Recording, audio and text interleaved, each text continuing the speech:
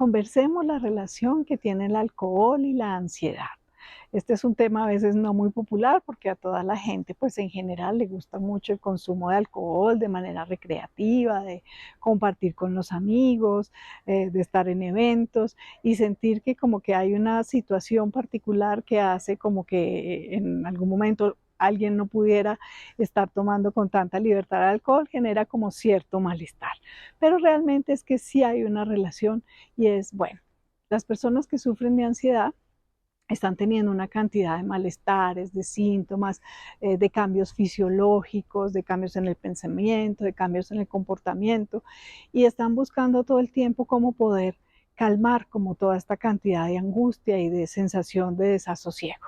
Y entonces a veces dicen, ay, tengo que hacer una entrevista, tengo que hacer algo que me da angustia, o voy a aprovechar que voy a reunirme con mis amigos, o ya se llegó el fin de semana y entonces voy a consumir alcohol como una manera de apagar este incendio, pero literalmente es apagar un incendio con alcohol, o sea, al final de cuentas se van a alborotar mucho más las llamas. ¿Qué es lo que sucede? El alcohol efectivamente inicialmente va a tener un cambio químico donde va a estimular los receptores GABA. Esos receptores GABA se asocian como con la sensación de tranquilidad y esos mismos receptores son los que estimulan las benzodiazepinas, que son algunos medicamentos que se usan en las crisis graves de ansiedad.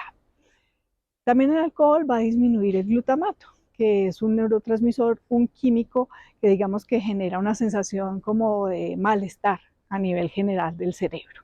Entonces, en este cambio inicial, la persona va a sentir como esa sensación de apaciguarse, de bienestar, porque pues vamos a tener estos cambios con el GABA y con el glutamato.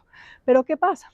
Al día siguiente, cuando una persona consume alcohol, usualmente va a tener una resaca, una sensación de malestar, dolor de cabeza, cansancio, sed, náuseas.